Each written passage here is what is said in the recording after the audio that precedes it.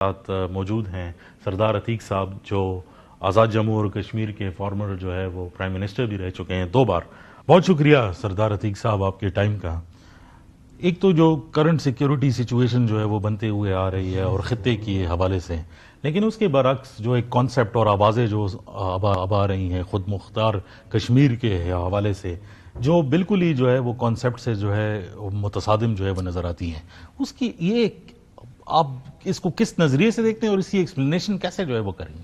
جی بہت شکریہ۔ ایک تو گزارش یہ ہے کہ جب آپ اس بات پر غور کرتے ہیں کہ متحدہ ہندوستان کی آزادی ہوئی تو اس وقت دنیا کے ٹاپ کلاس برین جو تھے برطانیہ کے، مسلم لیگ کے اور کانگریس کے میز پر بیٹھے تھے۔ جی، آپ کسی ریسرچ میں، کسی نوٹ میں، کسی تحریر میں آپ کو لفظ خود مختار نظر نہیں آئے گا۔ 562 ریاستوں کی آزادی کا سوال جب پیدا ہوا تو طے ہوا کہ کچھ پاکستان کے ساتھ جائیں گے، کچھ ہندوستان کے ساتھ جائیں گے۔ ایک تو یہ ہے کہ اس بنیادی اسکیم میں یہ بات کہیں شامل نہیں تھی۔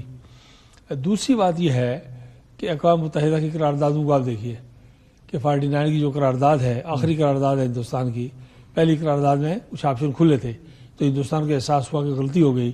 ہندوستان دوبارہ یونائٹڈ نیشن میں گیا اور پھر 49 کی قرارداد میں پھر یہ طے ہوا کہ یا پاکستان ہے یا ہندوستان ہے، کوئی تیسرا آپشن نہیں ہے۔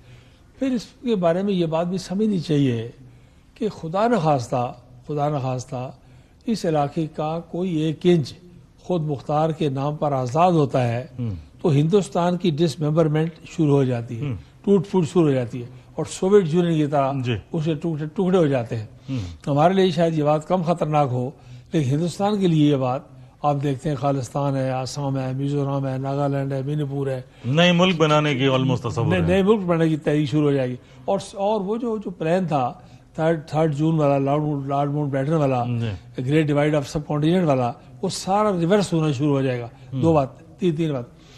پھر یہ ہے کہ کچھ مغربی ممالک ایسے ہیں، کچھ قوتیں ایسی ہیں جو چین سے خائف ہیں، چین کے مستقبل سے خائف ہیں۔ وہ چین کے دروازے پر کوئی نہ کوئی ایسی ہلچل مچا کے رکھنا چاہتی ہے جس کے نتیجے میں کوئی خرابی پیدا ہو، ورنہ یہ کشمیریوں کو بند گلی میں دھکیلنے والی بات ہے۔ پھر اس پر بھی اگر آپ غور کریں کہ خود مختار کشمیر کی سب سے بڑی دائی جماعت کون سی ہے؟ لبریشن فرنٹ ہے، JKLF ہے۔ ہم جب کہتے ہیں کہ مسلم کانفرنس 1932 میں سری نگر میں قائم ہوئی تو ہم ایک بات واضح ہوتی ہے، تو یہ 1983-84 میں برطانیہ میں یہ جو جماعت قائم ہوئی اور اس کے بعد خود مختار کشمیر کا نعرہ، تو خود مختار کشمیر کا نعرہ کوئی اسکیم جو اسکیم آف تھنگز ہیں اس میں کسی جگہ بھی فٹ نہیں بیٹھتا، کسی حالت میں بھی۔ اور پھر ایک اور بات جو آپ کے ذہن میں ہو، آپ کے ویورز کے لیے خاص طور پہ، کہ اس کے 2 بڑے چیمپئن تھے۔ ایک مقبول بٹ صاحب تھے، بہت بڑے قداور شخص تھے، وہ 2 الیکشن لڑے پشاور سے۔ جی، ہمارے پریس کلب کے بورڈ پر ابھی بھی ان کا نام موجود ہے۔ اور وہ 200 ووٹوں سے اوپر نہیں لے سکے۔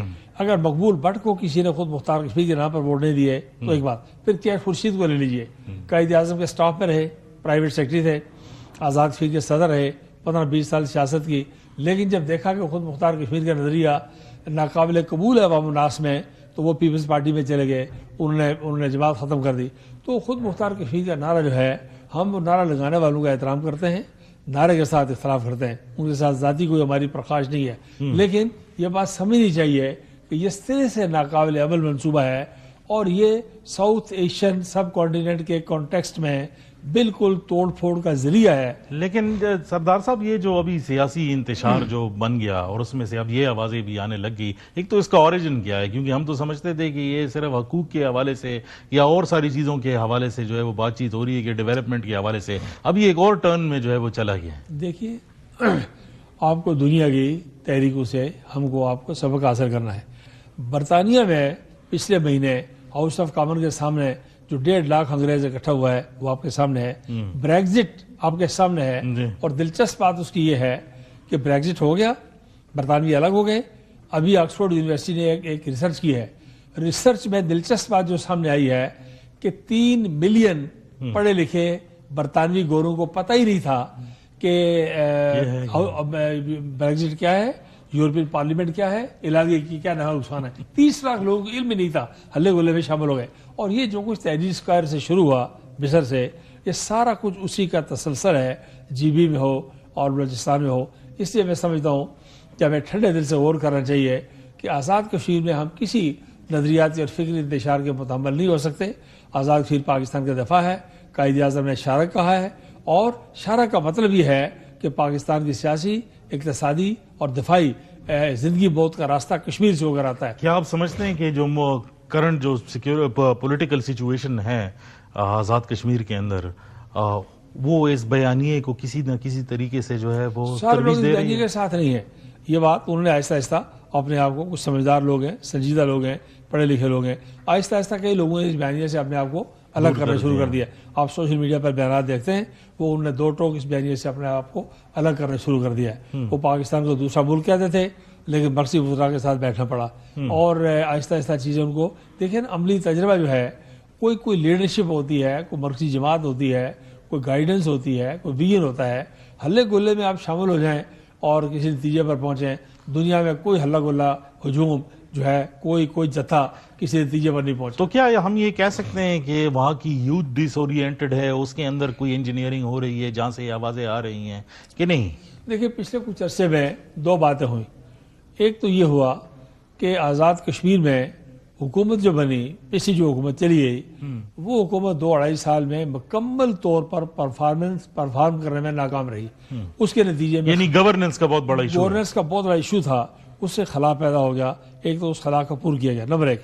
دوسرا بڑا سبب جو ہے، اس میں تھوڑا سا سمجھا جائے گا کہ شاید میرا کوئی سیاسی تعصب شامل ہے، لیکن تاریخی حقائق ہیں کہ شملہ معاہدے کے بعد یہ فیصلہ ہوا کہ آزاد کشمیر میں پاکستان کی سیاسی جماعتیں بنائی جائیں گی، اور مقبوضہ جموں و کشمیر میں ہندوستان کی سیاسی جماعتیں بنائی جائیں گی.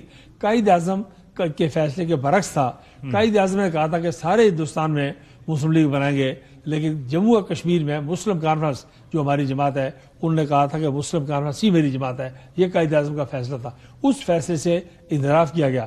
قائد اعظم کا یہ فیصلہ در حقیقت جموں و کشمیر کے حوالے سے مسئلہ کشمیر کی پالیسی کی بنیاد تھا کہ یہاں پر سیاسی انتخابی دخل اندازی نہ کی جائے، لوگوں کو اکٹھے رکھا جائے. لیکن لوگوں کو تقسیم کر دیا گیا، اور اس کا نتیجہ یہ نکلا کہ نظریاتی سیاست کمزور ہو گئی، اور پارلیمانی سیاست اور جو اقتدار کی سیاست ہے، پاور پالیٹکس ہے، اس نے غلبہ حاصل کر لیا. اب اس وقت آزاد کشمیر نے کیا ہے؟ آپ کو توڑا، مجھے توڑا، ادھر جوڑا، ادھر جوڑا، حکومت بنا لی.